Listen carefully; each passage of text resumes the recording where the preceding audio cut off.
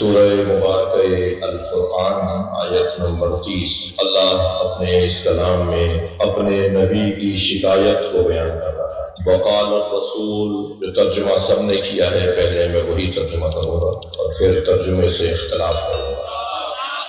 وقال الرسول، اور رسول کہیں گے یا رب ان قومی اتخذوا هذا القرآن مہجورا، میری امت نے قرآن پڑھنا چھوڑ دیا تھا، میری امت نے قرآن چھوڑ دیا تھا، میری امت نے قرآن کو تنہا کر دیا تھا۔ یہ وہ ترجمہ ہے جو سب نے کیا ہے۔ اگر مجھے کچھ آیات ہیں اور کچھ احادیث ہیں ان کے ترجموں سے اختلاف ہے۔ آیت سے اختلاف کرنے والا کافر ہوتا ہے، اگر ترجمے سے اختلاف کرنے والا محقق ہو سکتا ہے۔ بہت معروف قرآن کی آیت ہے جسے آیہ مودت کہا جاتا ہے۔ اس کا ترجمہ جو کیا جاتا ہے وہ یہ ہے کہ قل لا اسألکم، یہ آدھا درمیانہ حصہ ہے۔ آیت تو شروع ہو رہی ہے ذالک الذی یبشر اللہ عبادہ الذین آمنوا وعملوا الصالحات قل لا اسألکم علیہ اجرا الا المودۃ فی القربى۔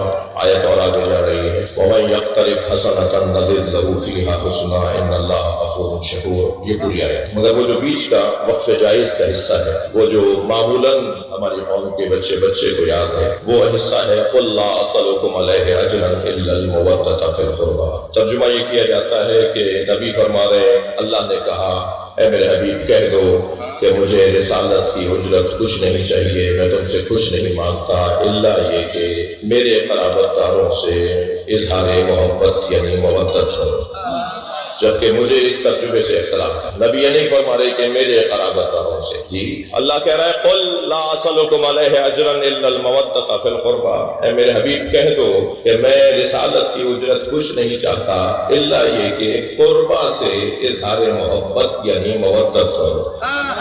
قربہ سے محبت اور مودت مانگی جا رہی ہے۔ نبی نے یہ نہیں کہا کہ میرے قربہ، اللہ کہلوا رہا ہے، نبی کہہ رہے ہیں یہ اللہ کے قربہ بھی ہو سکتے ہیں۔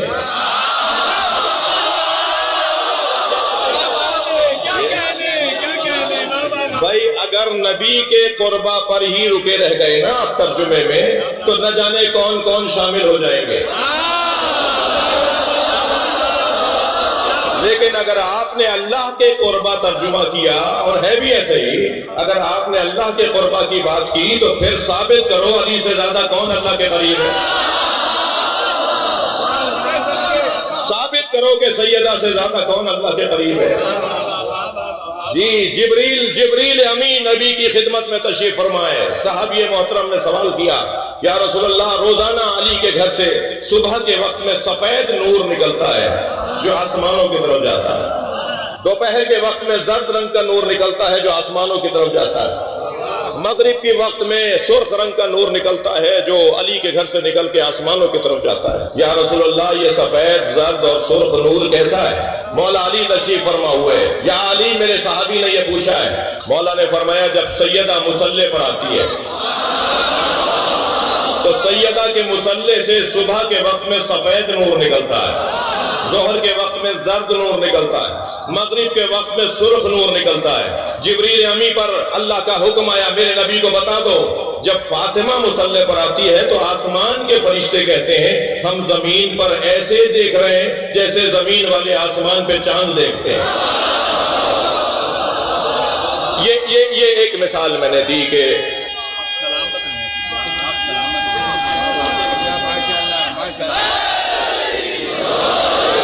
مثال ہے کہ ترجمہ ہمیں دوبارہ سے نظر ثانی کی ضرورت ہے۔ مثلا ایک مشہور مولا کا فرمان، مولا نبی کا فرمان ان الحسن والحسین سیدا شباب اہل الجنہ، حسن و حسین جوانان جنت کے سردار ہیں۔ اکثر بینروں پہ یہی لکھا ہے، اکثر تغروں پہ یہی لکھا ہے، اکثر ترجمہ میں یہی کرتا ہوں کہ حسن و حسین جوانان جنت کے سردار ہیں، جبکہ نبی نے یہ نہیں فرمایا۔ اس کا مطلب یہ ہے کہ مر جاؤ جنت میں چلے جاؤ تو دو سردار ملیں گے جن میں ایک کا نام حسن ہے ایک کا نام حسین ہے، یعنی گویا ترجمے کے مطابق کہہ رہا ہوں، گویا نبی یہ کہہ رہے ہیں کہ حسنین مردوں کے سردار ہیں۔ نبی نے تو یہ کہا ہی نہیں ہے، نبی نے تو فرمایا سادی سیدھی سچی واضح آسان زبان میں نبی نے فرمایا ان الحسن والحسین سیدا شباب اہل جنت، حسن حسین جوانان اہل جنت کے سردار ہیں، اور اہل جنت ہونے کے لیے مرنا ضروری نہیں ہے۔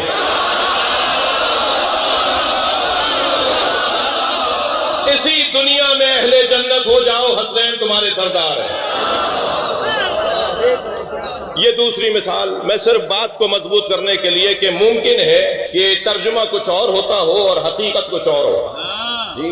مثلاً یہ آیت جو میں نے آپ کے سامنے تلاوت کی، وقت مجھے زیادہ نہیں لینا، حضرت علامہ عمران مظاہری صاحب سے استفادہ ہوگا، میرے محترم مولانا قبلہ نقوی صاحب اور ان کے فرزندان، ان کا پورا قبیلہ، ان کے عزیز اقارب، اس آبادی کے تمام مومنین، بلکہ اس مجلس میں تو پورا لاہور آیا ہوا ہوتا ہے، اور کہیں دوسرے لوگ ناراض نہ ہو جائیں، لاہور کے باہر کے لوگ بھی آئے ہوئے ہوتے ہیں، تو اس لیے بہت ہی تاریخی اجتماع ہے، میں بہت زیادہ آپ کو زحمت نہیں دوں گا۔ اس آیت کا ترجمہ جو میں نے آپ کے سامنے تلاوت کیا، اس آیت میں جو ترجمہ ہوتا ہے وہ تو یہی ہوتا ہے۔ اچھا، میرا دل کر رہا ہے کہ ایک اور قول بڑا مشہور ہے جس کا ترجمہ ٹھیک کرنے کی ضرورت ہے۔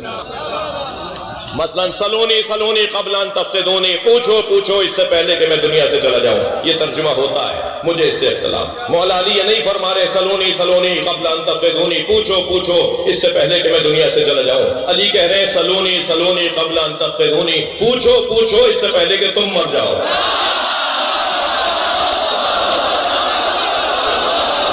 جس نے علی سے پوچھا ہے وہ آج بھی زندہ ہے۔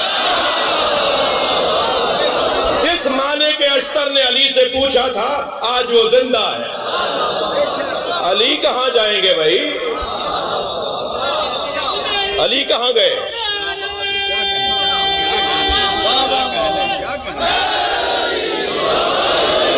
ایسے میرے پاس کوئی 30-35 مثالیں ہیں کہ کہاں کہاں ترجمے میں نظر ثانی کی ضرورت ہے۔ اس آیہ کریمہ کا بھی ترجمہ جو ہوتا ہے، میری بہنوں، میرے بھائیوں، بچوں، جوانوں، بزرگوں، علماء کرام، خطباء عظام، اہل دقت، صاحبان نظر تشریف فرما ہے، یہ ایسا تاریخی اجتماع ہے کہ اس میں ایسا لگتا ہے کہ جیسے یقینی طور پر امام کی آمد ہے۔ ابھی کل کوئی لاہور میں اجتماع ہوا ہے، کتنا خرچہ کیا اس اجتماع پر۔ یہ مجمع اگر تمہاری طرح کرسیوں پر بیٹھ جائے تو پورا لاہور بھر جائے گا۔ تم جو سالوں میں ایک اجتماع کرتے ہو، ہم روزانہ کرتے ہیں۔ اور خبردار خبردار، اجتماعات سے ہمیں نہ ڈرانا۔ جس کے نام پر بڑا اجتماع ہوتا ہے یا وہ اللہ ہے یا حسین۔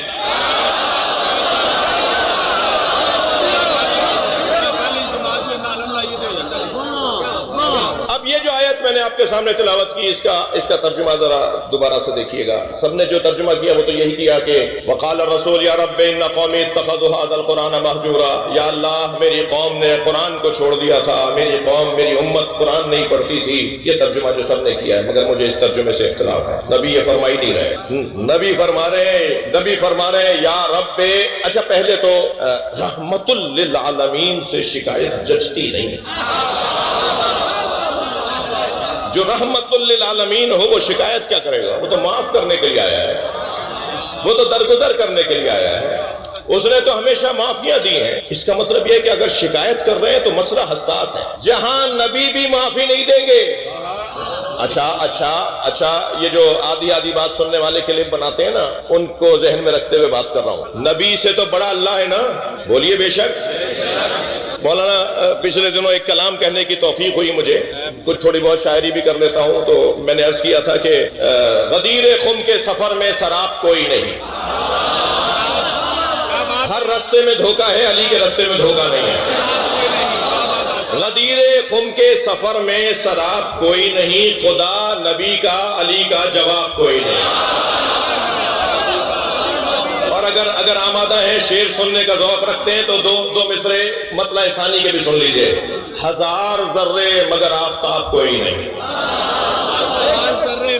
ہزار ذرے مگر آفتاب کوئی نہیں، تراب سب ہیں مگر بو تراب کوئی نہیں۔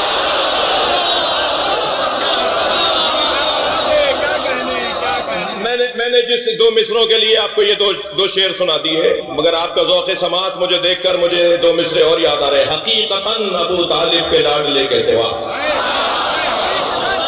حقیقتاً ابو طالب کے لاڈلے کے سوا نہیں ہے مثل رسالت معاب کوئی نہیں۔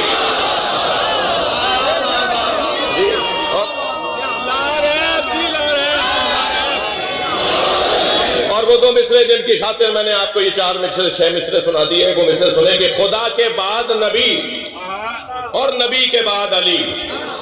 میں عقیدہ توحید، عقیدہ رسالت اور ولایت کو بیان کر رہا ہوں۔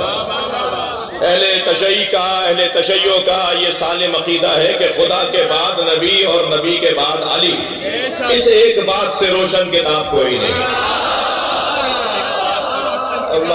مگر آپ کا ذوق سماعت تو ایک دو شعر اور سن لیجئے، دو مصرے اور سن لیجئے۔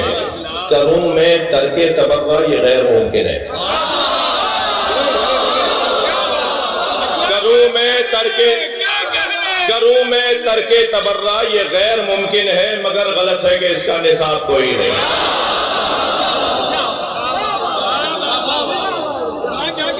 کیا کہہ لیں بھائی اللہ نبی سے بڑا ہے، اللہ سب سے بڑا ہے، ترجمہ غلط ہے۔ اچھا آج کیا کروں کہ ترجمہ ٹھیک کروانے کو آ گیا؟ کیا ترجمہ کرتے ہیں اللہ اکبر کا؟ اللہ سب سے بڑا ہے، ترجمہ غلط ہے۔ یہ جو ممبر ہے نا، یہ شبیہ ہے ممبر امام جعفر صادق ہے۔ یہاں سے وہ بات ہوگی جو امام جعفر صادق کو پسند ہوگی۔ جی میرے مولا کے سامنے جب کسی نے کہا نا ما مانا اللہ اکبر، مولا بتائیے اللہ اکبر کے کیا معنی ہے؟ حضرت نے فرمایا لوگ کیا سوچتے ہیں، لوگ کیا بولتے ہیں؟ تو بولنے والے نے کہا لوگ کہتے ہیں اللہ سب سے بڑا ہے، اللہ اکبر من کل شیء۔ میرے مولا نے فرمایا معاذ اللہ، العیاذ باللہ، تم اگر یہ ترجمہ اور یہ مفہوم سمجھتے ہو کہ اللہ سب سے بڑا ہے تو سب کو کچھ مانا ہے، تب اللہ کو ان سے بڑا کہہ رہے ہو۔ کیا عقیدہ توحید ہے، کیا عقیدہ توحید ہے؟ میرے مولا نے فرمایا معاذ اللہ، اللہ اکبر من کل شیء، یہ ترجمہ ٹھیک نہیں ہے، اللہ سب سے بڑا ہے، یہ ترجمہ غلط ہے۔ میرے مولا کا جملہ سنیں، مولا فرماتے ہیں اللہ اکبر من ان یوصف، اللہ اکبر کے معنی یہ ہے کہ جو کچھ اس کے بارے میں کہا جاتا ہے اللہ اس سے بڑا ہے۔ بھائی اس میں بھی تو حیدر لگنا چاہیے۔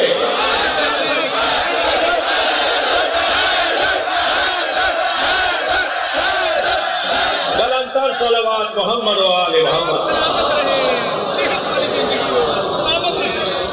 نہیں اس سے بہتر اور بلند صلوات۔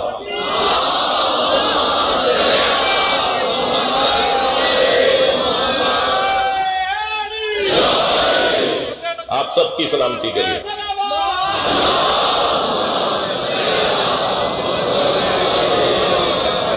ترجمہ ٹھیک کر رہا ہوں۔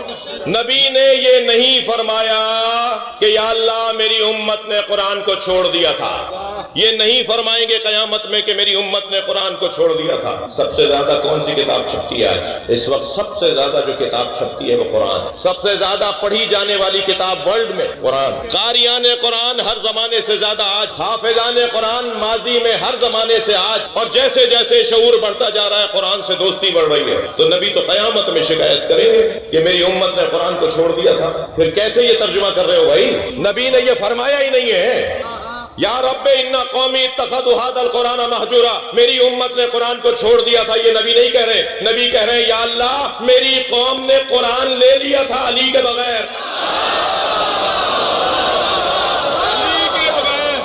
میں نے علی کے ساتھ قرآن دیا تھا، انہوں نے اکیلا قرآن لے لیا۔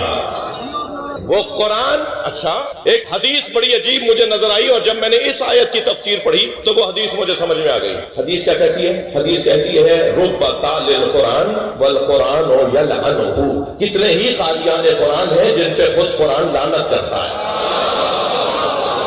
اچھا قاریان قرآن پہ قرآن لعنت کرے گا؟ میں نے جب اس آیت کی تفسیر پڑھی تو مجھے سمجھ میں آ گیا رب تال القرآن والقرآن یلعنہ، کتنے ہی قاریان قرآن ہیں جن پر قرآن اس لیے لعنت کرتا ہے کہ وہ علی کے بغیر پڑھ رہے ہیں۔ صلوات پڑھے محمد و آل محمد۔ دعا چاہیے آپ